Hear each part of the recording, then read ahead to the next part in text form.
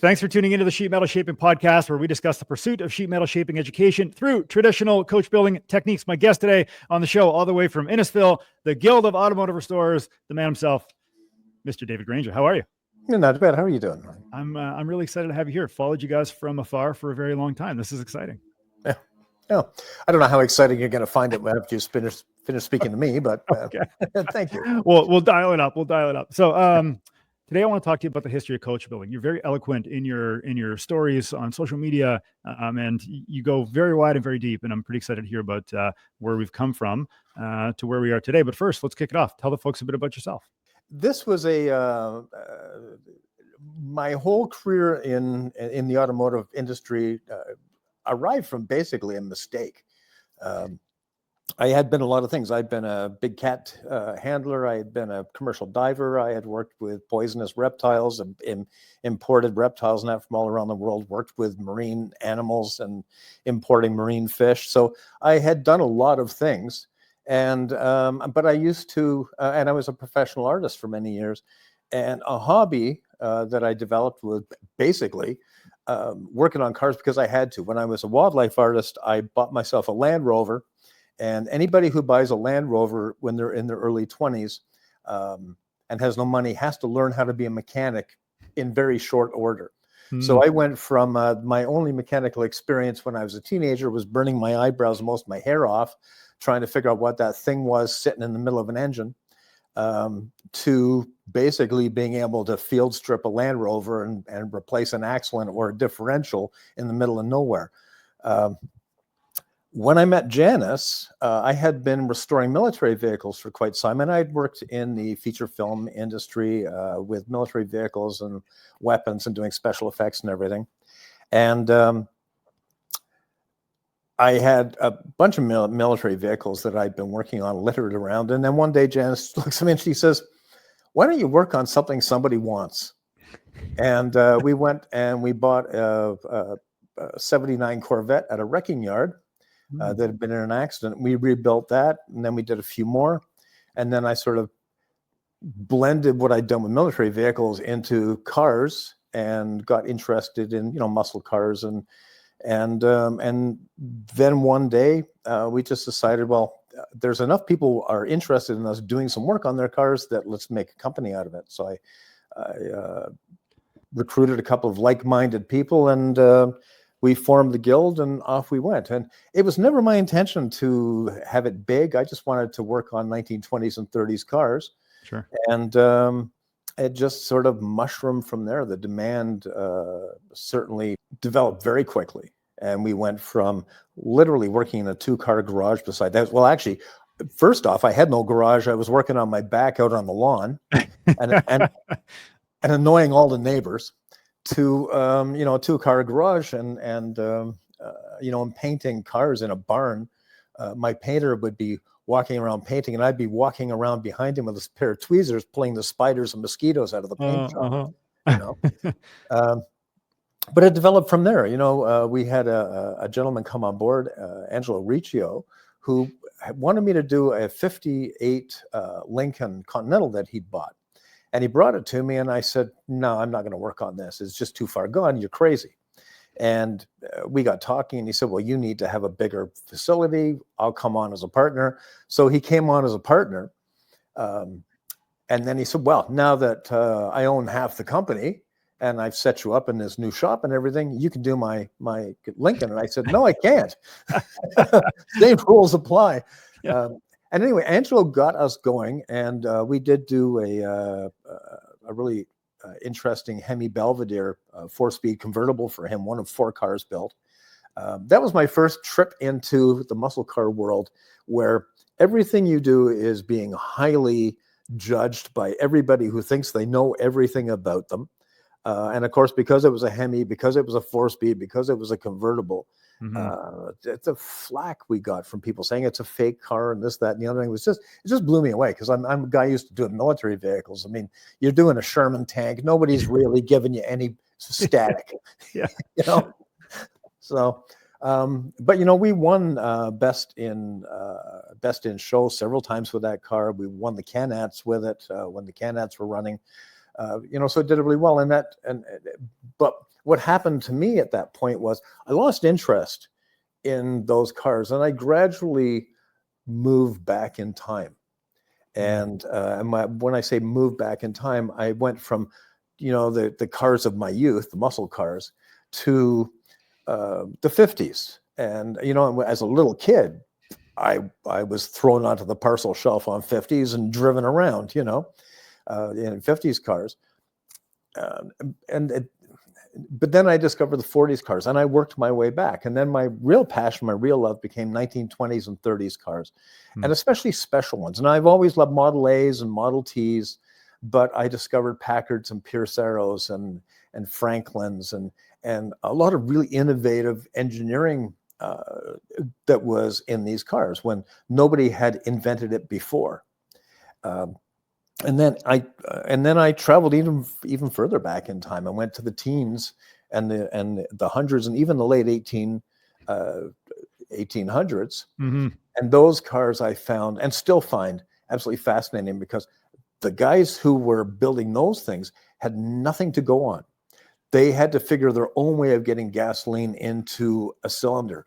They had to figure out how to make that cylinder power the car effectively, and how to make electricity work on time.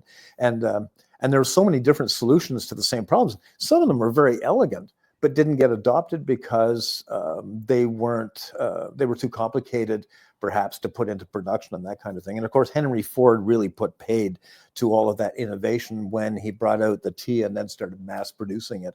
And then everybody sort of, formed up behind him, because it was the only way you could make money. I was always a big fan of the, at least from a metaphorical perspective, the acetylene headlights. I thought that was a pretty unique way to get light bulbs right on the front of a vehicle. And well, that's it. A dangerous process. I mean, there was 100%, a lot of people injured themselves and burned their cars down lighting their headlights. Yeah. And as a matter of fact, I mean, Eddie Edwards, who was very well known in the brass era world, had a Firestone, and that was a car made by Harvey Firestone. He only made one, and of Firestone tires. He only made the one car, and he had developed a system for using acetylene to actually start the car as well. Oh, no. So he would pump acetylene into the cylinder, then add the spark, and vroom, off it would go.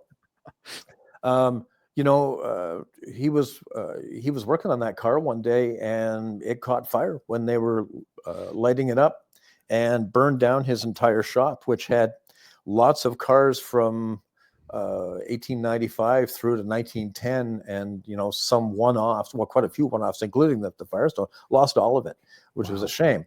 So the lesson there is, whenever you're lighting an acetylene light, don't do it in the house. That's right. So in terms of when you're going back, obviously everything stems and it's inspired from something else, right? Like there's nothing new under the sun, as they say.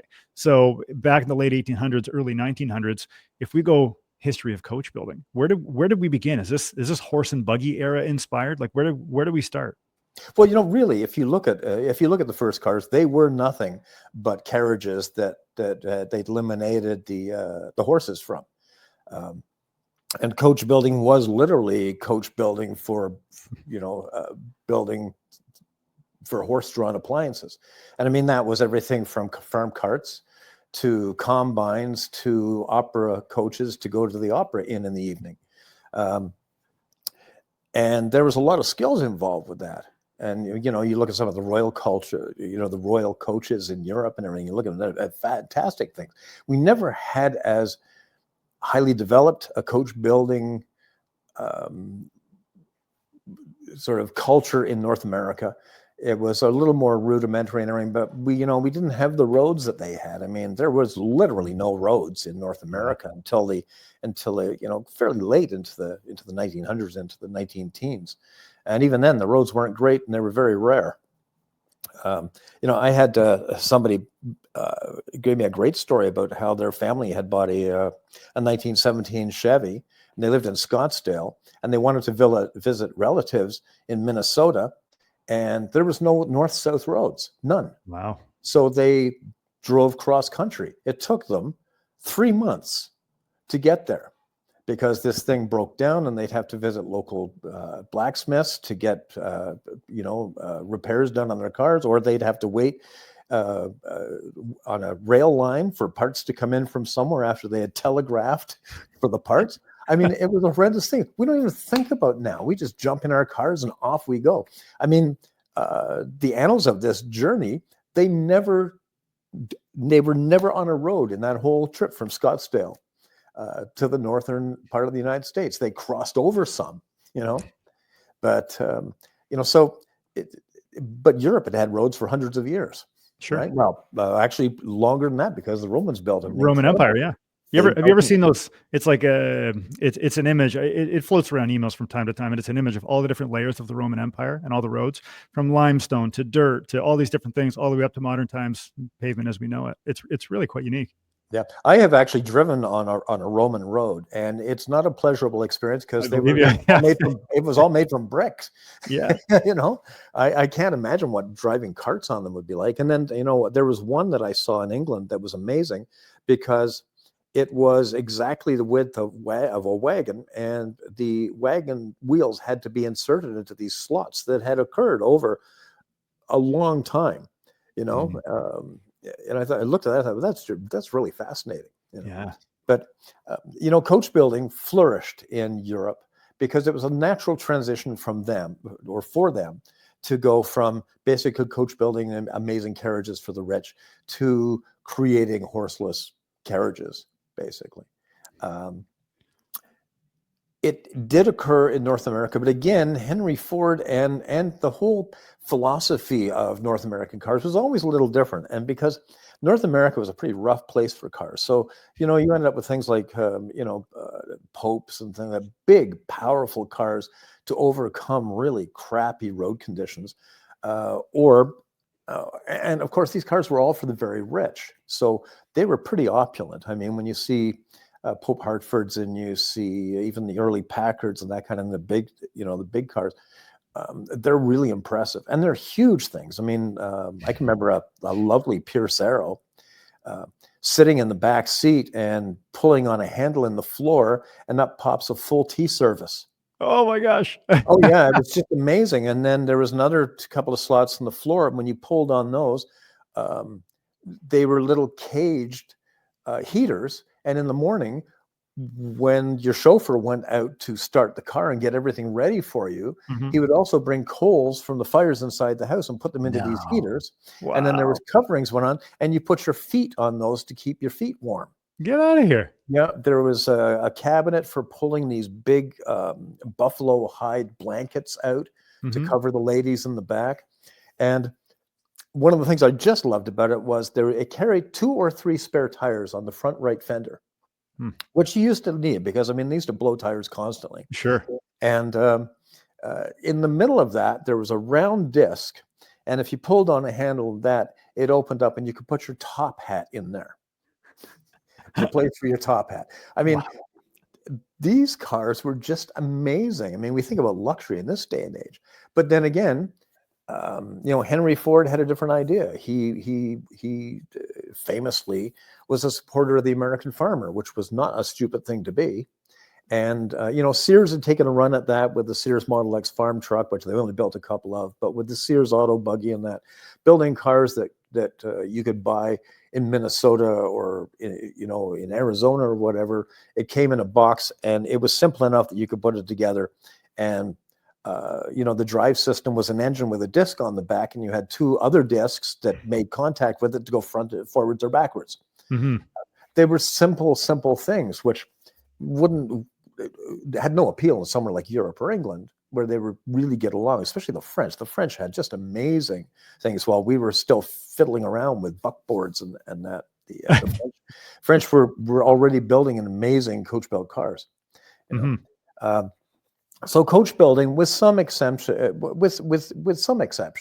really didn't flourish in North America, mainly because of Henry Ford and then the rise of General Motors and all of these companies. And any company that did have coach building really had a tough time of it and basically disappeared in fairly short order. Different design ideas in Europe. And coach building in Europe, you had some amazing coach builders.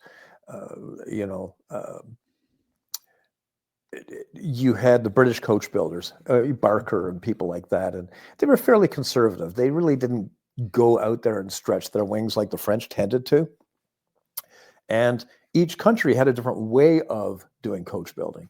The British had the famous English wheel, Mhm. you know, which everybody thinks they can operate, which nobody really can, you know, unless they have trained for a long time. You know, apprenticeships on Englishwheel in England were 5 to 10 years. Sure. Yeah. Before you really were good at it. Mhm. The French used the 3 tulip machine, which Mm. was something I've been trying to find one for years.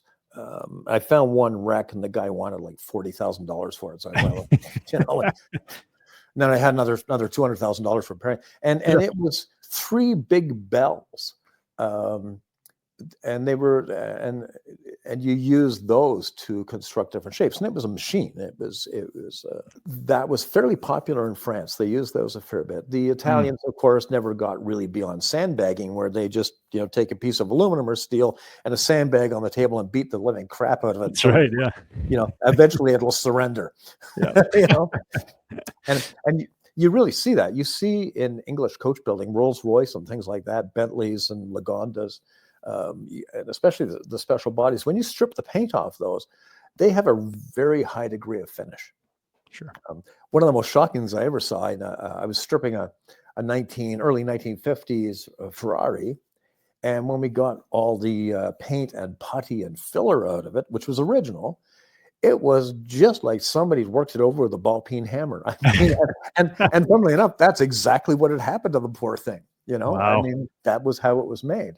Cave and pave back in the day, right from the factory, right from the shop. Right from the shop. That was, yeah, they sandbagged. And now, Wow. you know, and when we're working on, like, I've got a Ferrari here, we sandbag most of it because I just felt that is more authentic to, you know, to the car and the way it was originally made. Sure. You guys had a Ferrari 250 GT rebodied or something to this It was effect. a 330 GTC, and Okay. the client did not want to drive the real thing in Fort Lauderdale traffic because they're evaluated about $25 million. Oh. So sensibly or not, he's had us basically build a 250 GT California Spider on a 330 GTC chassis. So it is 100% Ferrari. Mhm. It's just not the Ferrari that the ownership says it is. Yeah. It is, you know, if you put it right beside a 250 GT, it's a little bit more muscular at the back because the 330 GTC chassis was a little wider and things like that. But, you know, in a walk around, it's a 250 GT. And it actually drives me crazy because of the way it was made, because it's all literally handmade with no wheeling or anything. One side of the car is different from the other side of the car, which I would find disturbing, except that when you look at any 250 GT California Spider, they're all different. One side to the other, one taillight's a little bit different to the other, taillight positioning and everything. You know, mainly because you had a bunch of, you know, young Italians beating the crap out of metal and then slamming it together. And they were under time constraints at that point too. You know, people don't understand that these were small shops like MG, Morris Garage. The guy started it in a little garage. That's how it got its name, you know. And a lot of those companies never got much bigger than that. So you always had, you know, a number of older guys teaching younger guys the arts and passing them on. And when you get into the stripping down of these cars, if they haven't been messed with, it is fascinating to see because you can see these different levels of expertise. You can see when, oh, you know, this guy knew what he was doing, but this guy not so much. You know? It makes you wonder what there's an illusion to perfection. And I would imagine everybody's idea of perfection might be different. Some people might really prefer the hand-hewn barn beam, you know, and some people might prefer something that's absolutely perfect, run through the planer, you know, 100% flat. Yep. Same with cars. You know, perfection in cars really didn't exist. And of course still doesn't, but perfection in bodies didn't really exist. And when it did start to exist, it was Audi's fault. When you look at, and now everybody looks at all the lines in a car, and when you look at the hood to fender separation, the door to fender separation, the trunk alignment, they are all perfect. They are all exactly the same measurement, like 1/8 of an inch or whatever the manufacturer determined, and it runs for over the whole car. And it was Sure. Audi's manufacturing process that sort of started that, because if you look at North American cars and English cars and that, the gaps are just awful. I mean, there's gaps in English cars from the 50s and 60s. You can almost put your finger in. And American cars not much better, and certainly they were ragged. And I mean, when you look at when like a 56 Buick ran down the line, nobody was spending a lot of time adjusting the trunk to be perfect from side to side. These days you can't get away with that anymore, because we have computers and lasers and all that kind of measuring equipment, and but then again, there's more machinery putting cars together these days than there are people putting cars together. Yeah. Are you saying perfection was born when the stamping process was born, and then Audi used that to their benefit? Or I think it was, well, no, because stamping had been done for a long time, but I think perfection was basically when they started to use laser measuring, and when parts were really finely honed. I mean, it was a bragging point of theirs. Which spread into the rest of the industry. I mean, you can't have Audi doing, all these perfect lines, and then Mercedes go, we don't care. So, That's right. And I mean, everybody's towing the line now. And I mean, people come in here and they look at these old cars and they go, oh, well, they don't build them like that anymore. No, thank God They don't. Yeah. They really don't, because I mean, most of these cars, as I said, when I was a kid and used to be thrown on the parcel shelf in my dad's 53 Buick, we never got anywhere in one try. You're going to the beach for the day. You took 3 spares in the trunk, right? When you stopped at the gas station, they came out, opened your hood, and made recommendation based on what they were seeing. It was a different world, but it was a slower paced world, and we didn't expect as much, because the car we were driving today was better than the car we were driving 5 years ago, and back and back. And people used to look at me starting 1900s cars and go, oh my God, how could you put up with that in the morning? You say, well, it was a lot better than feeding the horse, firing up your horse, and grooming them, then going and getting the carriage and hooking them up, and then always throwing a shoe, so putting the shoe back on them, the car took an hour to get ready. David, get the coal. We need to get the coal in the back of the Packard, or wherever they put the coal at your toes. Yeah, that's right. So in the 1920s and most specifically the 30s, the 1930s in North America and in Europe saw an explosion of some of the most magnificent, most beautiful cars ever built. And the reason for that was quite simply the Depression. You had manufacturers starving to death. They had no clients there. They had to attract attention to themselves. And, much the same way that Studebaker tried the Avanti to get attention and it didn't work. A lot of these coach builders came out with some amazingly beautiful artworks to save themselves. In a lot of cases, it didn't work. They couldn't attract the people. But in some cases it did. And, Packard managed to establish themselves. Pierce Arrows were always a little frumpy. And, there was a lot of things going on. As a matter of fact, integrated headlights. Pierce Arrow had the patent on that, where you could put the headlight in the fender, and they would not allow anybody else to do it. It was verboten. If you tried to put a headlight in the fender of a car or on the front of a car that wasn't sitting on a bar as its own individual pod, they would sue you out of existence. How long did that last for? It lasted, I think it was Henry Ford who finally said enough of this crap, and a couple of others, where they finally said, you know what, piss on it. I think their time with it had elapsed. And by that time, the company was insolvent. We're talking probably 1935, 1936. And into 37. And I could be wrong about this, but we're giving you the ballpark here. Sure. And then other people just started sniping and putting headlights in. If you look at the 1930s Ford headlights, he had started to very elegantly put headlights in Defenders and everything, and he didn't give a damn about Pierce at that time because nobody's going to take him on. Yeah, it's true. It's true. He was the man. He was the guy. I mean, from what he was able to create to what we now know in modern times as the assembly line, where would we be without that? And of course, he didn't invent the assembly line. He saw an assembly line. Right. And you know where he saw the assembly line was at a meat packing plant. How was it? Really? I did not know that. He saw, he saw the carcasses running down a line, hanging in the air, Yeah. and different people at different stations doing different things to those carcasses to butcher them. Mm, And he went, huh. But he made yeah. that leap in his head, like, hey, I could do this with cars. Right. Net, this was more efficient to just say one guy puts in the rivet and that's all they do. That's right. Yeah. Yeah. And I Hmm. mean, it is efficient. I mean, it leads to burnout. I mean, when you saw those factories in the 1920s and 30s, you know, the only way he could hold his workforce was by paying a ridiculous amount of money.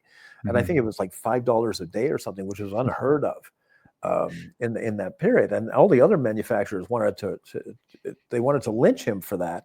But he managed to keep people doing incredibly boring, tiresome, soul-numbing things Yeah. because they needed the money, right? Mm. There was no inventing anything.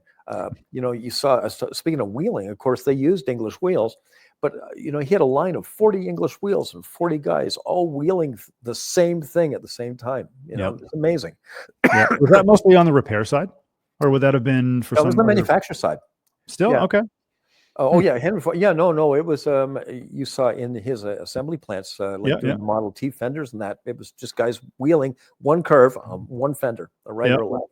And excuse me, I had pneumonia and I'm just getting over with the cough. So sorry about coughing in your ear. No, don't sweat it. And you know, that carried through because I can remember Aston Martin finally got rid of their panel beaters. And this was back in probably the early 2000s, maybe late 90s. Don't remember exactly, but I had the bright idea that, you know, even then coach builders and panel beaters were getting pretty hard to find in North America. So I phoned Aston up and I spoke to their plant manager. And I said, listen, I know you're laying off all your panel beaters. I said, would you mind telling them that we would help them emigrate to Canada and give them a job? And he says to me, well, I'm sure someone would really appreciate that. He said, now, which one would you prefer? Do you want a left fender or a right fender for a DB? As in, they weren't overly skilled, but they were good at that one particular thing. They were good at that one particular role. They weren't they were no longer panel beaters. And you know, people confuse. I mean, have so many young guys here. They come in, they spend 3 months fooling around with the Englishwheel, and they go off to start their own coach building. And I had the great. I've had two wonderful things happen in my career with cars. One was I got to actually work with real coach builders who had their career start just immediately after the Second World War and who were trained in 10-year apprenticeships in England, in coach building and in panel beating. And those are not the same things. A lot of people think it's the same. It is not. And I'll tell you the difference in a minute. And of course, I also had a wonderful time meeting all of my heroes from my youth. And that was just about all the customizers in California, you know, by phone, several conversations with Ed Roth. And I'd always loved him. George Barris, I got to know quite well, you know, and all of these other, Dick Dean and Dean Jeffries and Kid Dean, you know, Keith Dean, still a friend of mine. Sure.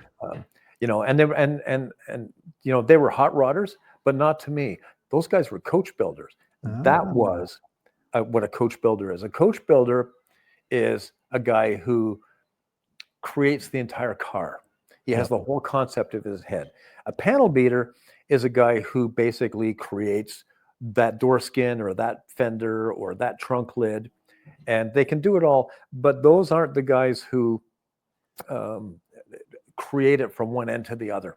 Sure. You know, and you know, when you look at Ed Roth and those guys and what they were doing, Stephen has just brought me over one of Ed Roth's, actually one of my favorites of Ed Roth's, the Beatnik Bandit. Oh, nice. I like that. Such an iconic car. Yeah. Yeah, you know, it is. It's a car that I fell in love with when I was a kid. The bubble top, right? Yep. Yeah. And I mean, that became very popular. I don't know. I have driven around in a bubble top car. It is not a nice place to be. It's hot as heck. I bet. They look great, but in about 3 minutes flat, you got a headache because optically they're terrible. And of course, the heat beating in on you just means that you have to drive around with the hood open, you know, with the lid open. But I mean, the look of them was just amazing. You know? Yeah. And you know, that inventiveness that the hot rodders and the customizers had in the 50s and 60s in North America were basically that same inventiveness, that same passion that you found in the 1920s and the 30s in Europe. You know, Fagoni Filaschi and companies like that, which sound very foreign to us. You look at a Fagoni Filaschi car, and some of them are these amazing teardrop designs. They're all very flowy and swoopy. And yeah, you know, Peter Larson, who's a friend of mine, he's probably the world's leading expert on, in fact, I know he's the world's leading expert on French coach building. He's written God knows how many tomes about it. And if I want to get him just screaming at me, I say, I love these French cars because they have all these gorgeous French curves. He goes, friggin' ballistic. There's no such thing as a French curve. And so I actually, one year I bought him a set of French curves. Yeah. And I mailed them to him. That's hilarious. There is something special. To be fair, there is something special about a French curve. It's got this really beautiful flowing line, right? That your eye just kind of migrates on. It's really something. Why is that? Yeah, because you know, there's straight, hard, coarse lines they're not satisfying to look at. There's nothing, like people say there's no straight lines in nature. Well, that's not true. There is, but the things that please us have rounded features. They're soft, right? Things that are sharp are aggressive and faintly irritating, like a Cybertruck. Right. I mean, proof that there's nobody that Elon Musk knows that can make a round shape, you know? You know, and it might look spaceshipy, but it will pall in no time at all. I saw a Cybertruck, and I've always been a little disgusted by them because, you know, as somebody who's been around beautiful design, that ain't that, right?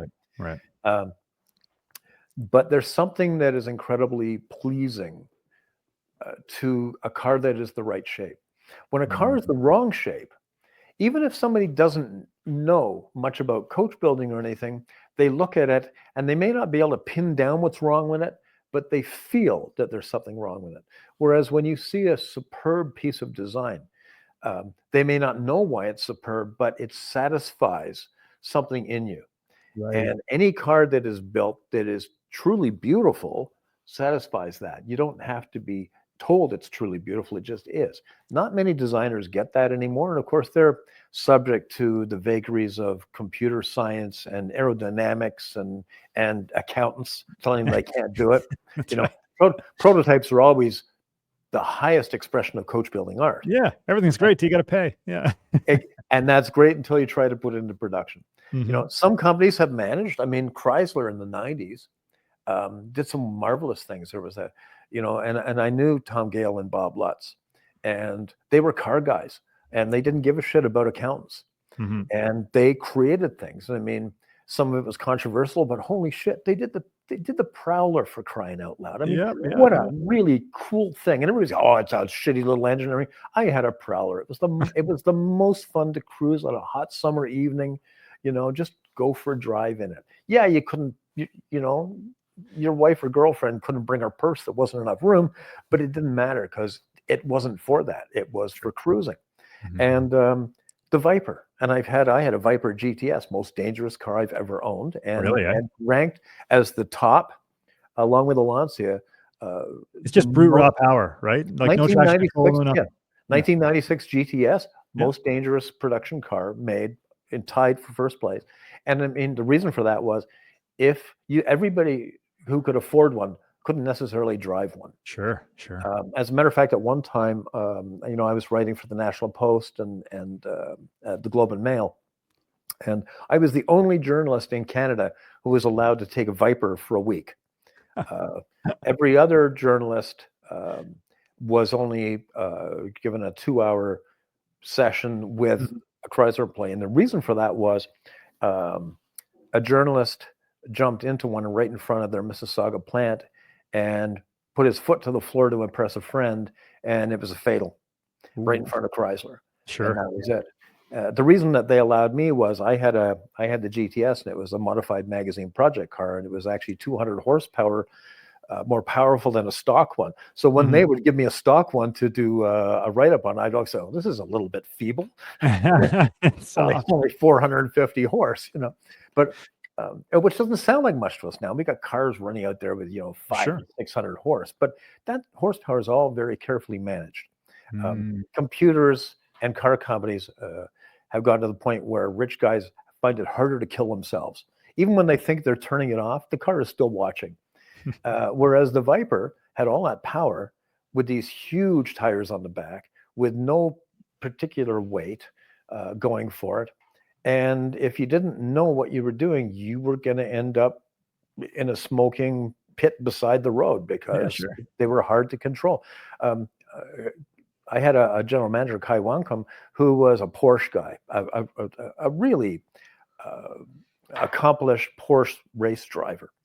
And I had a supercharged Viper at that time, not a GTS. It was just an RT, but it was supercharged, and it was a bit of a handful. And I said, Kai, why don't you take that car home tonight? And he says, oh, yeah, okay, that'll be fun. And the next morning I got in, and it was sitting out in front of the shop. And I said, so how'd you? He said, oh, I brought it back. I said, what do you mean you brought it back? He said, there's something wrong with it. I said, what do you mean there's something wrong with it? He said, it was all over the road. I said, well, yeah, you're driving on Highway 11. He says, yeah, well, there's all those truck ruts. Yeah, you got to be on top of that. That car scared him so much, he got about 3 miles down the road, turned around and drove it back. Oh, wow. No way. Yeah.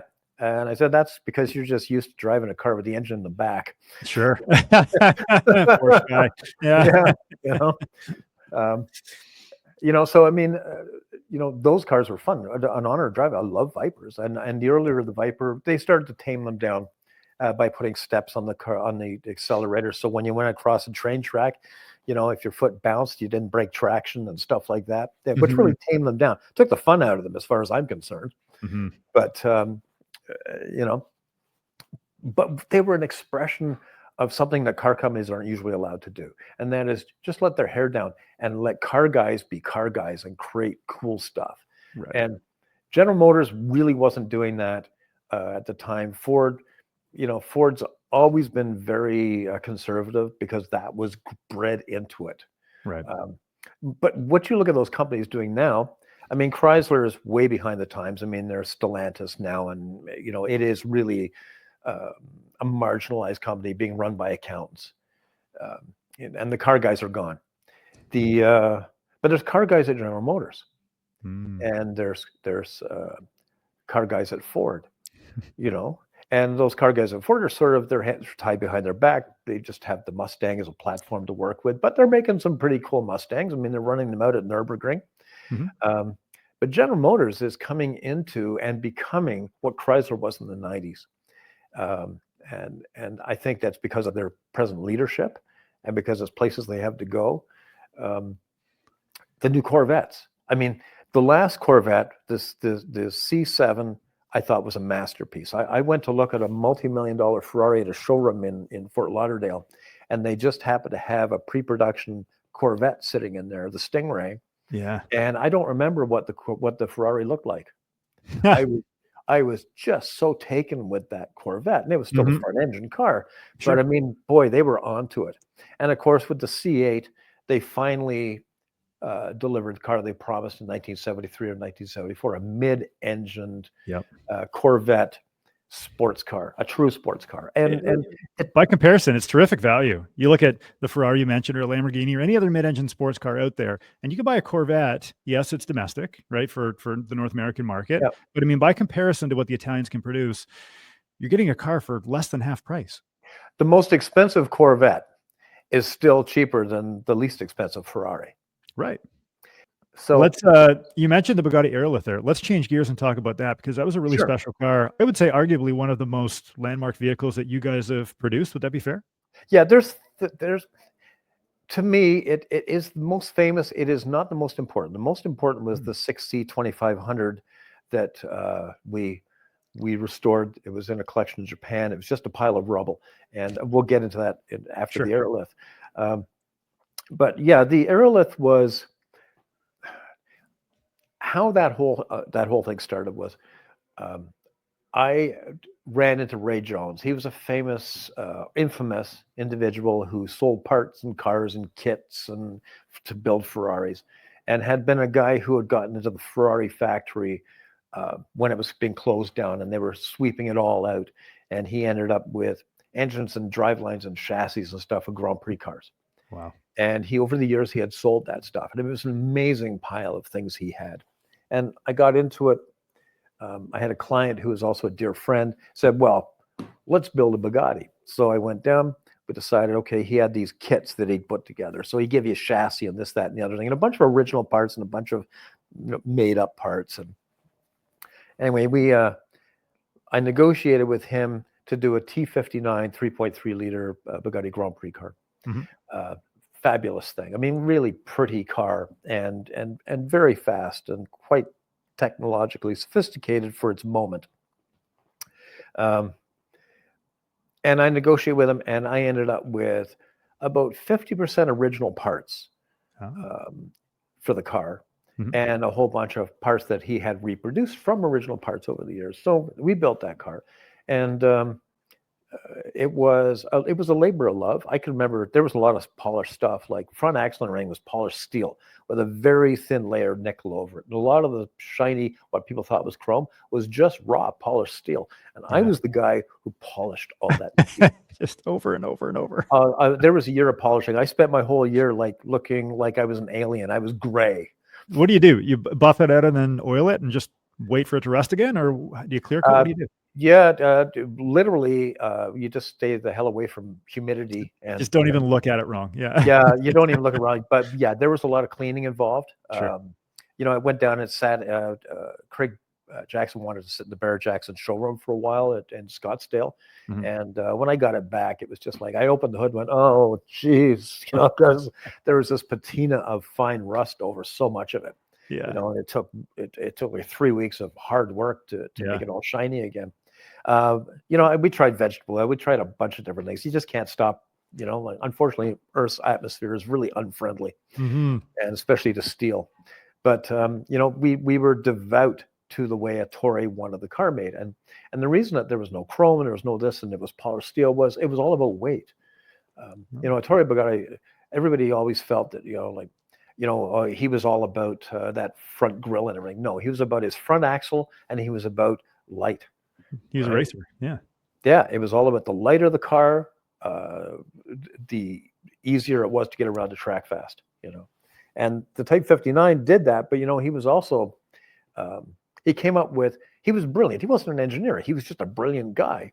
And he came up with some incredibly elegant solutions to problems, mm-hmm. that he could have just solved by using somebody else's stuff, but he wouldn't do that. The T59 is a spoked front wheel.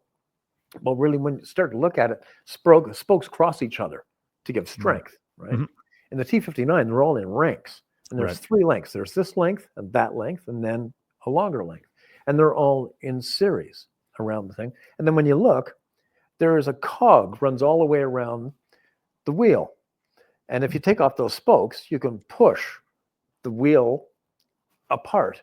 Yeah. What that cog did was allow movement. What the spokes did was cancel that movement. Sounds sort of silly, but Auto Union and Mercedes had developed independent front suspensions. Mm-hmm. Ettore did not. He hated the Germans, and he did not want to have anything to do with their solutions to practical problems. So this was his solution, and it was really elegant as that car went. And also, they were cambered in like this. So what happened is the faster you went and the more you pull a corner, they would straighten themselves out. And then the tires themselves would run back and forth, mm-hmm. on the wheel, right, on that cog, and the spokes would cancel it. So you would get this whole assembly running around there, and everything's busy doing this, But he got around the corners quickly. The only downside to it was those wheels weighed about 65 pounds. Rolling mass. Yeah. So. But the car was incredibly fast. So fast, indeed, that the T59 scared the hell out of the Germans when they first saw them. The Germans did not know how fragile they were. And they were fragile. I mean, very few of them ever finished a race. But when they were on the track and moving, they were blisteringly fast. Sure. And they ran, the fuel mixture which we also used, was acetone as a pre-start. Mm-hmm. So you'd pump a little acetone in, and then the starter be put onto the side of the chassis, and boom. And then it was a mixture of alcohol, benzene, and acetone to run the engine. Really? And when you wanted to shut her down, you kept it running, and then a mechanic who was brave poured high test gasoline into the carburetors, Uh-huh. and that would kill the engine because the high test gas, it wouldn't fire, but it would fire on the gasoline long enough to clear this noxious fuel mixture out of the carburetors and everything, so it wouldn't eat the carbs while they were sitting. Sure. Is acetone like low test type of fuel, or what? Why acetone? No, acetone is incredibly explosive. Is okay. Yeah, it's very nasty. Acetone is what they use for nail polish remover. Right. I think that's the only application that people still use it Yeah. for, other than in industry and everything. But even yeah, in an acetylene tank for oxyacetylene torches, it's full of a cement type of material because acetone is so volatile. that's right. Right. Yeah. But when you put that in an engine in reverse, why would gasoline not fire, but acetone would? That almost seems counterintuitive, but obviously it worked. Well, no, it did work because you weren't running gasoline; they were running alcohol. And you know, as much as and you know, and again, there was a penalty problem with that because he was running alcohol. The gas tank in the back of that car took up the whole back of the car. It was exactly the same shape as the back of the car under the skin, and you needed that much. But alcohol is fussy fuel. It doesn't burn it under 64 degrees. It will not burn. You can throw it, you know, like a bucket of alcohol outside today, it ain't doing anything, right? The acetone started the car, and it had no choice. I mean, when you're starting a T59, it's dead silent, and then it's running at full cry. There's no in between. There's no or anything. It's boom. And then, you know, a mixture of benzene, acetone, and alcohol just made it an incredibly explosive thing. You got to remember that they didn't have the technologies that we have now. Sure. You know, the Americans developed octane.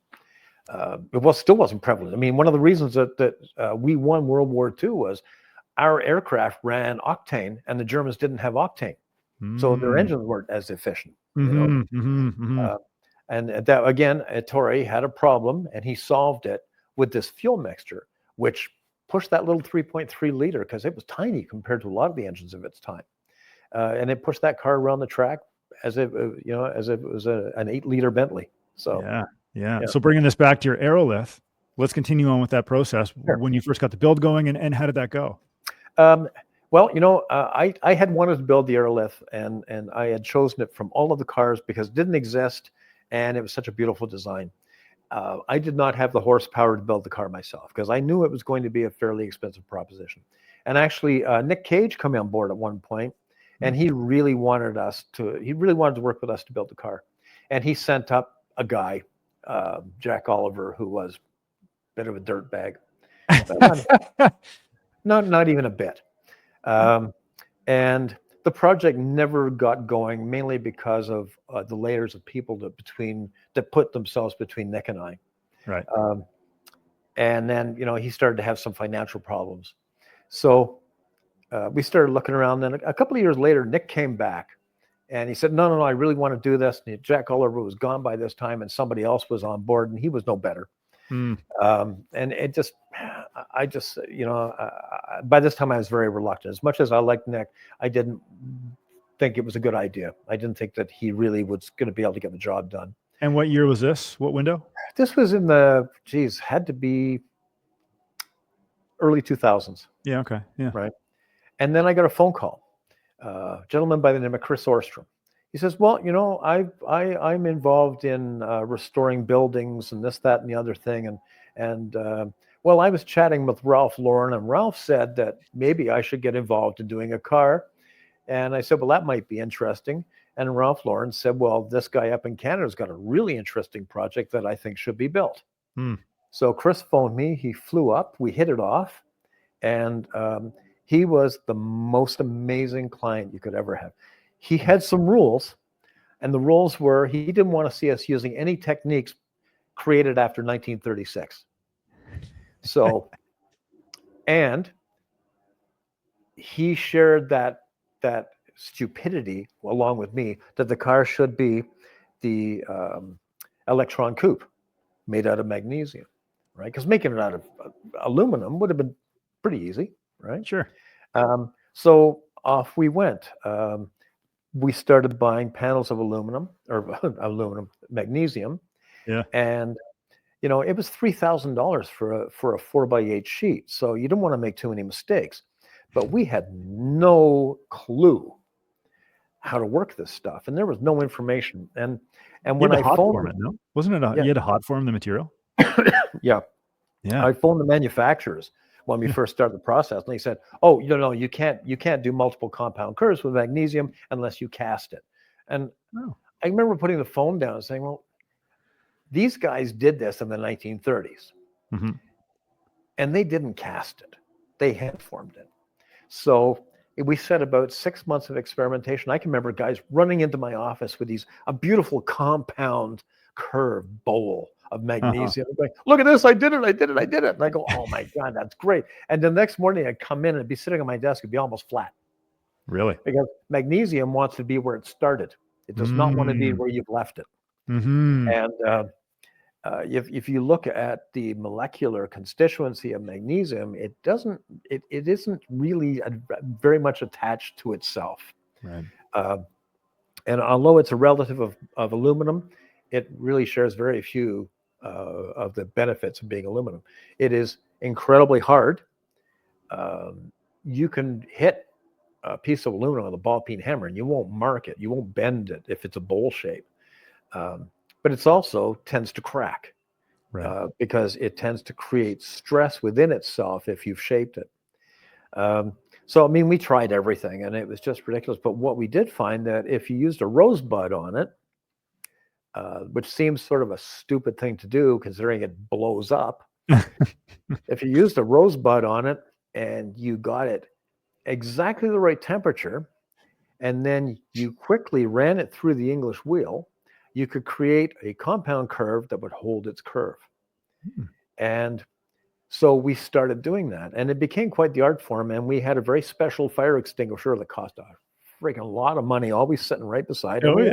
We had a few magnesium fires. We had one of the guys decided that because magnesium was so expensive, all of the shavings and cutoffs and powder from the process he would save. So he put it in a gallon jug under the workbench. And one day, one of the other guys in the shop was working on something, and a spark flew in and set it on fire. Oh, geez.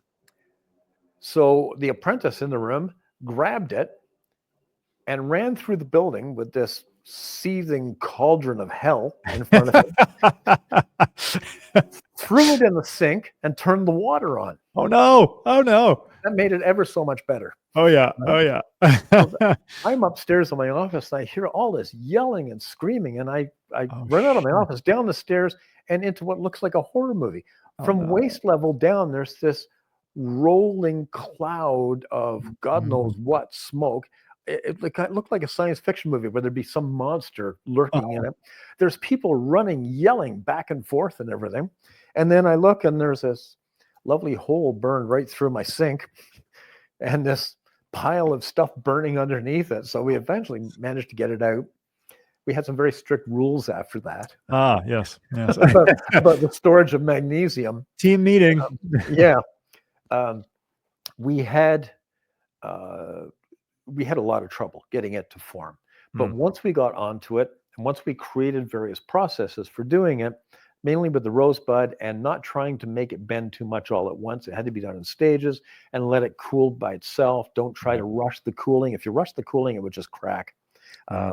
And 2 times out of 3, when you were bending a shape, just expect it to crack. Come in the next day and take a real good look at it. And if it didn't crack overnight, give yourself a pat on the back. Chris was absolutely fabulous through this whole process, because I was keeping him up on how many problems we were having with this process, and he was just, nope, just keep going. It looks like you're getting there, and we did get there. It was a little frustrating because, we got these fenders made, we got the whole car pinned together, and you'd walk in and you go, what the hell happened? The fender's the wrong shape. It's all ballooned out, Oh, no. Yeah. So we would have to, before we painted anything, and it kept on moving, right? And actually, it was KLM, the airline, that solved that problem for us finally later on in its life. What'd they say? Yeah. They didn't say they dropped it. They dropped the car when they were loading it off an airplane. Oh, I did hear that. That's right. Yeah. So, and that sort of, I guess that took all the stress. It cracked everywhere it was going to crack. We repaired those cracks, and it was fine. It stopped moving. Oh, But, wow. yeah, it was quite frustrating because you look, the hood fits beautiful in the ring. You'd come in 3 days later, and like the back end of the hood wouldn't go down. You couldn't get it down to the, How many human hours are we talking to shape the body on something like this? Oh, you know what? We had, well, it took 7 years. Yeah. And 90% of that time was making the body. Gosh. And it wouldn't have been 7 years dedicated, would it? Pretty much 1 or 2 guys per day, 5 days a week for 7 years. Yeah. Oh my gosh. Oh yeah, it was an immensely expensive project. Total build? What was the total ticket on that at the end?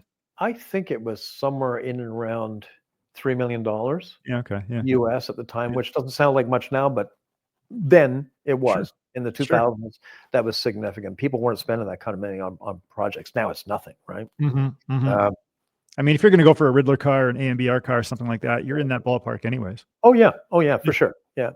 But we did it, and we did it up here, and I did it with a bunch of guys in their 20s who were incredibly talented.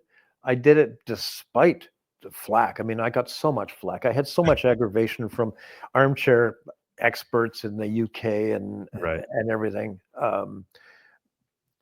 And it actually became quite loathsome. I mean, I had a couple of year period where I had a running battle with the curator of the Bugatti Trust in Bugattis, the magazine of the trust, over how he felt that we should be doing it and what we were doing wrong and what idiots we were as colonials. The comment was made, we shouldn't be doing it. If we were going to build something like that, we should perhaps do it in maple wood because we're Canadians. Right? Oh, wow. Oh, yeah. Oh, yeah. We'll run the engine on maple syrup. That's what we'll do. Yeah. And what was really very satisfying was when it won International Historical Car of the Year in England. And when it appeared with His Highness inviting it to Kuwait to do the reveal, and doing its reveal in Kuwait, every criticism of that car just died suddenly. Sure. Just died suddenly. Because, if you took photographs of our car and you overlaid them on the photographs of the car in the 1936 Paris Salon, there was no difference. And if you looked at where all the rivets were, except for one, all the rivets on the spine and everything, they were exactly where they were on the car in 1936 at the Paris Salon. And there was so many too. So many. Thousands of them. Yeah.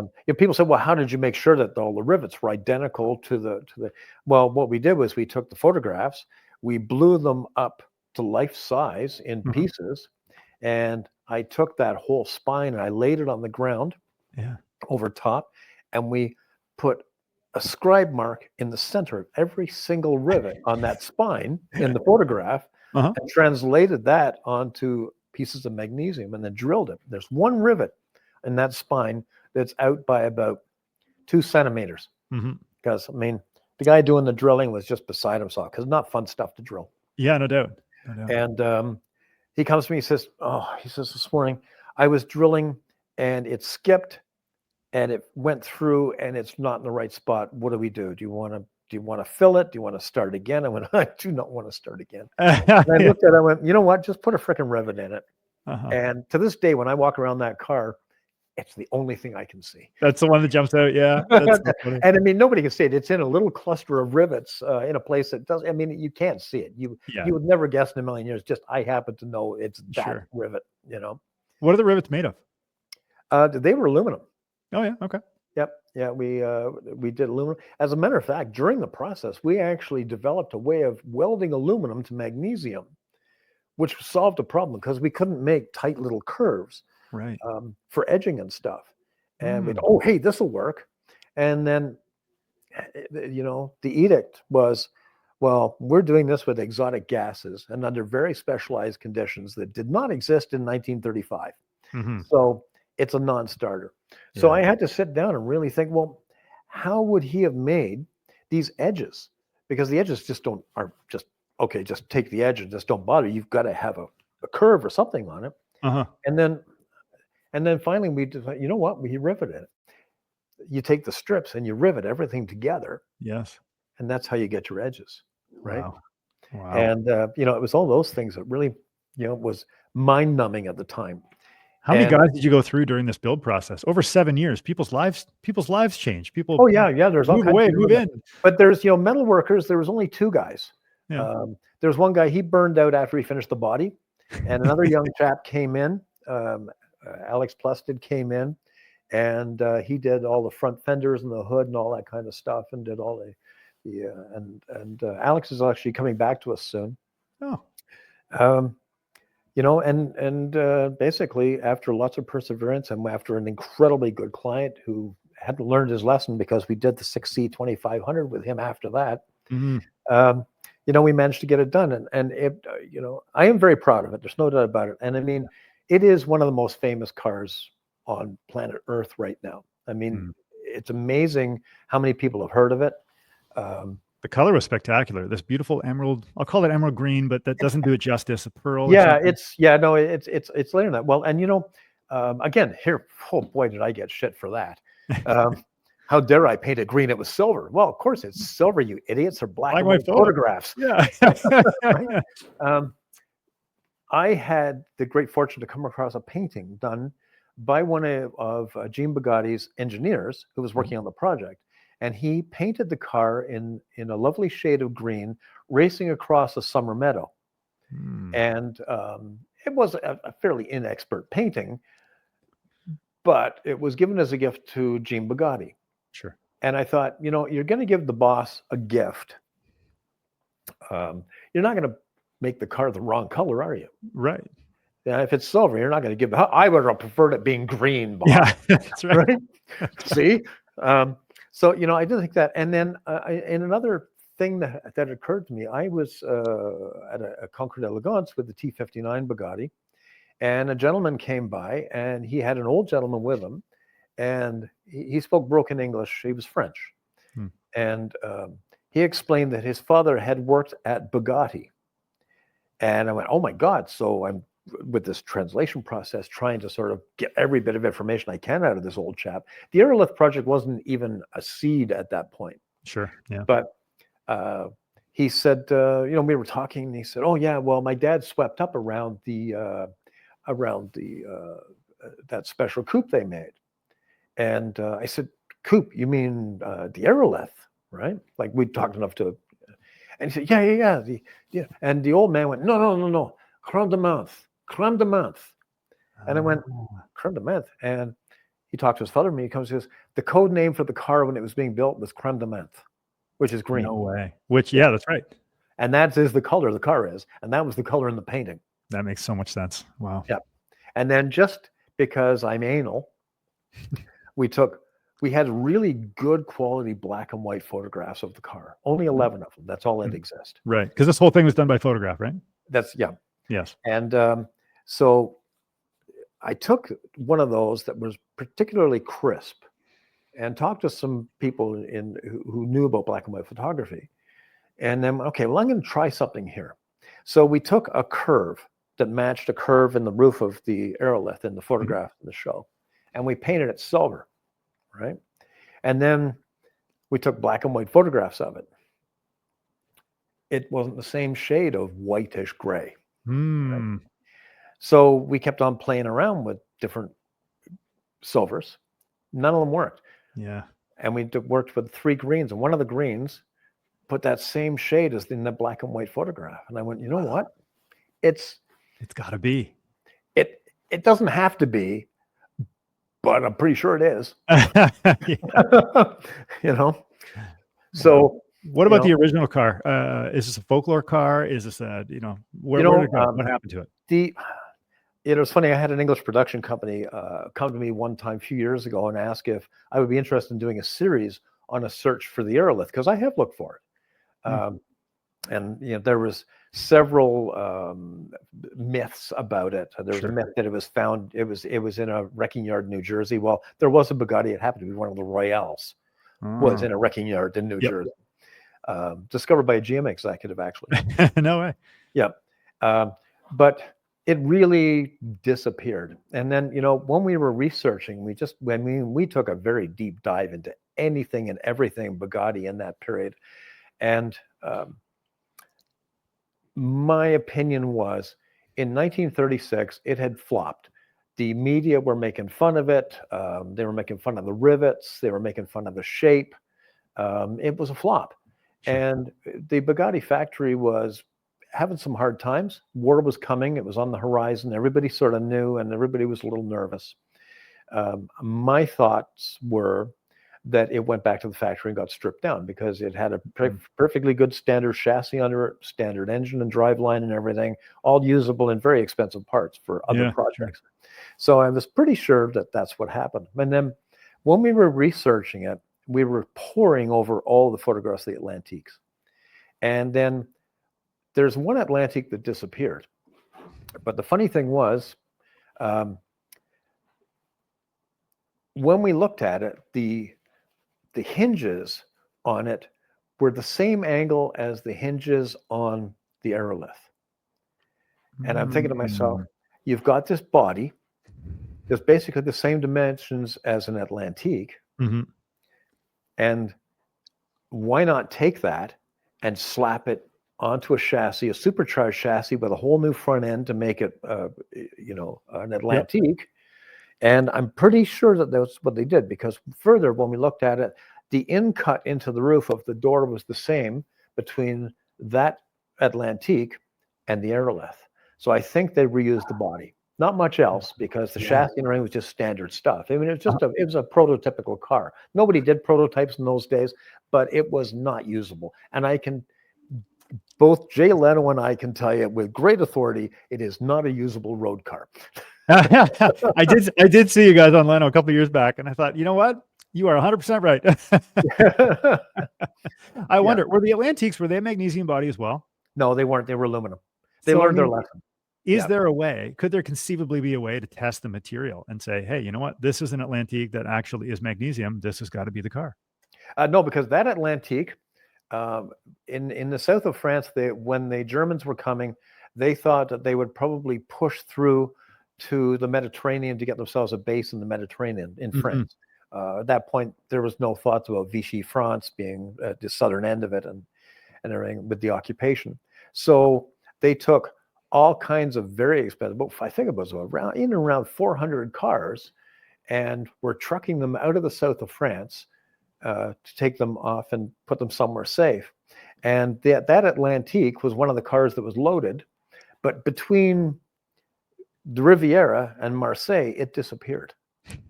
And nobody has ever been able to discover where it went. Wow. So, and that was the fourth Atlantique. We know it existed. There's lots of photographs of it and everything. We know the Aerolith existed. There's 11 photographs of it.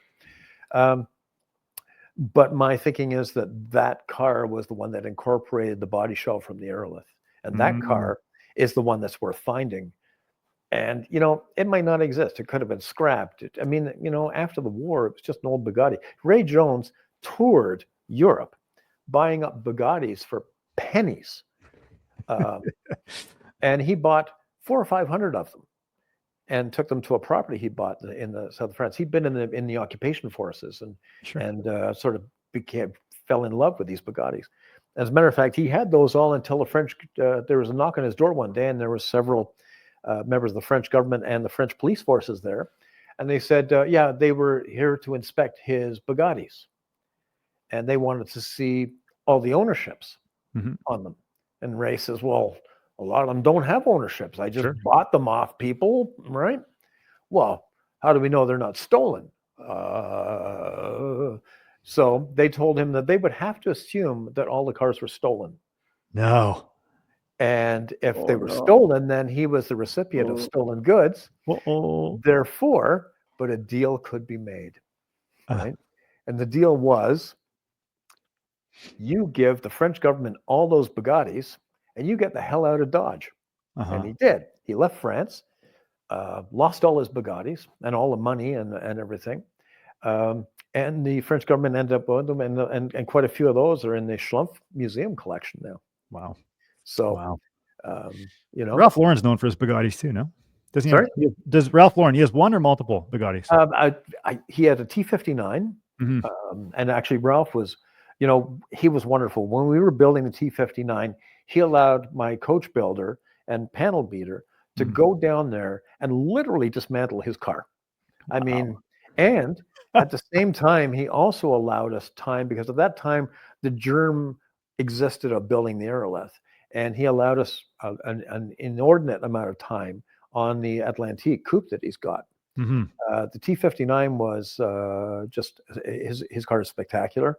He's painted it black, of course, because all of his cars are painted black. Yeah. But it was a pretty devout car. He was missing a couple of bits and pieces, and I just happened to have those bits and pieces. I can remember one time, John Ridings Lee, a Texas multimillionaire, comes up to me at Pebble and says, "Dave," he says, "Ralph Lauren's looking for you." And I thought to myself, "Holy shit, really?" Wow. And so I went and found him, and we started chatting, and everything, and he had the T59 there. Yeah. And he said, "Well, you know, I need this and I need that." And I said, "Well, you know what? When you gave us permission, I said I had spares. I sent you those pieces." And he said, "You did?" And I said, "Yeah, I sent them to your restorer." And he says, "You did?" And I said, "Yeah." And I said, "That too." I said, "You got that?" And he says, "I paid a lot of money for that." And I said, "Well, I sent it to you for free. Right. And I sent it to your restorer's address." He says, "Oh, Mm, uh-huh." the cat's out of the bag. Yeah. Yeah, exactly. So, Yeah. oops, sorry. Mm, that's But hilarious. yeah, but yeah, so he's only got the two, and he really he was a car collector intent on filling a display area. He's not. I know guys who are car collectors have 5, 6, 700 cars, and they're all concours prepared. I mean, Yeah. it's just insane the amount of money that people will spend on these. But he's not one of those. But he certainly, the cars he had are very important cars, no doubt What, about that. what else do you guys have in the shop right now? What's on the go? You know, sad to say that my period of building coach built cars appears to be gone, because we're filled with R code Mustangs and Challengers, and we got 5 E-types right now. There's a big interest in E-types since that one sold for $1.2 million. I hate to tell these people that it's not going to be theirs. Um, you know, some trucks, we got a couple of power wagons in. I love doing those, but they're both conversions. The one chap bought a power wagon, and from Barrett Jackson, didn't understand that they only do 40 miles an hour. Yeah, they're slow, right? That's right. They're basically construction equipment. Yeah. So he brought it to us, and we basically turning it into a modern Ram with that body. And we got another one in that we actually put a Cummins turbo diesel in about 10 years ago, and the guy never got any further, and that's back in to get that finished up. So yeah, we got power wagons. We've got the 250 GT California Spider. It's finished. It's just waiting for road testing and being so we've got salt and snow on the roads. That's not happening right now. There's about 40 projects on the go at all times. 40. But most of it is, you know, most of it is American muscle or 60s cars. We have the odd 70s cars. I get people phoning like, "Oh my God, oh, I've got this beautiful K car." Yeah. And I'm not kidding you. Right. You know, or like 84 Buicks and stuff like that. I mean, that stuff is, you can't restore it. Sure. It is unrestorable. Yeah. They were junk when they were made. There is no aftermarket parts for them, and why would there be? Right. The electrical systems, and there's primitive computers, and there's nothing you can do about that. You know, so they have become, the only thing you can do with them is like use older technology. You know, I say, you know, you got an 86 Buick, put a flathead Ford in her. That's right. That's right. We're going back in time. Well, it's like your Aston Martin, right? You had that problem with the Aston Martin. You're saying, "Oh, what are we going to do with I this thing?" certainly do. We shouldn't mention that name in this place. Is this verboten? Yeah. Aston Martin, you know, brilliant cars, but Yeah. you know, make a brilliant car and then just, I don't know, over-engineer all the stuff, because that's what Rolls-Royce does. For sure. And yeah, we're going to be changing out the driveline in that. And I've had a lot of comments, you know, put a GM driveline in it. But everybody does that. I'm a lover of Vipers, and you know, those engines are bulletproof, and they have more than 8 cylinders. You can't put an 8-cylinder in an Aston Martin. Aston Martin tried that; it was a disaster. So I figured, V10 Viper, it's going to give it the same kind of performance, even better perhaps than it had. The weight ratio's just about the same. It is simple.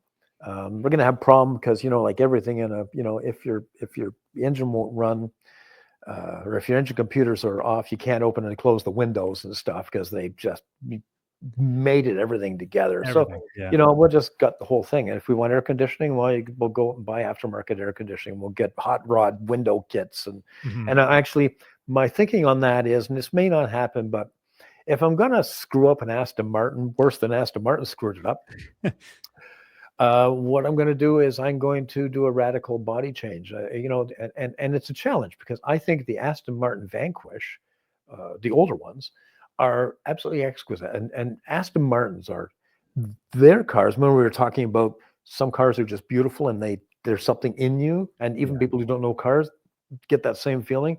Aston Martin has been able to do that for years. They just haven't put anything in them that will make them run down the road reliably. Yeah, well, it's kind of important. You think with a car it would be, yeah, but right. The Italians mastered beautiful cars that you can't get anywhere, and then the British are like catching up. But I'm thinking of cutting the roof off it, lowering, putting windshield, putting a twin hull with the headrest incorporated onto it on the back, basically making it into a fair weather roadster with no roof. And I've been, Luke Dunkelwald is a friend of mine, and he designed the Murcielago and the Gallardo and the Speed 6 Bentley and everything. And he did the Concept S for Lamborghini, and it's basically that same idea, a little tiny short windshield. There's a piece of body panel that separates you from the passenger. And I had the great fortune, I probably had, until recently, I had more driving time on that car than anybody else because the owner had never driven it. Oh, no way. And he let me take it to a concours and let me drive it around and say, "Are you sure?" "Oh yeah, no, go ahead." And then he gave us his Periscopo Countach for the weekend. I said, "I live on a dirt road." He said, "I don't care." Oh my God. But so that's what I think I'm going to be doing with that, is taking cutting her up and seeing if we can improve on perfection. Very cool. David, it's been so much fun just to hear the fact that so many people in the industry, from all of the people in California, the hot rod guys, to somebody like Ralph Lauren. So many people. Your stories are so wide, but they also go so deep. And I think that's of anything that I'll take from this episode is the fact that you're very knowledgeable and your delivery is on point. And I think that just speaks to your character. So thank you so much for doing the show. Where can people find out more about what's going on in the shop and at the Guild? Well, we've got Guild's Garage on YouTube, where Stephen tries to keep up with my ridiculous ideas. And so people can see that, because the show, they canceled the broadcaster, not us. Yeah. So we're basically continuing that up, and we're finding our footing on that. We had like 2.8 million views over January, so we're doing okay. Doing great. And we're going to be bringing insane projects and tours, and we may be going to visit the Aerolith sometime soon. We were supposed to go a couple of weeks ago. It's owned by the world's largest collector of Bugattis now, who's in Europe, and they have invited us to go visit the car and visit the Bugatti factory to pick up a special car that's being built, a one-off for that gentleman. And I've heard a rumor that it's going to be the same green. Oh, wow. So that's a feather in your cap, right? That's great. Yeah, that's a wonderful thing. So to find out that I have fans in design departments like at General Motors and at Bugatti, apparently, and things like that. I don't have any fans at Porsche for some reason. Well, thanks for tuning in to Sheet Metal Shaping Podcast. Don't forget to like, share, follow, and subscribe, and we will see you on the next episode.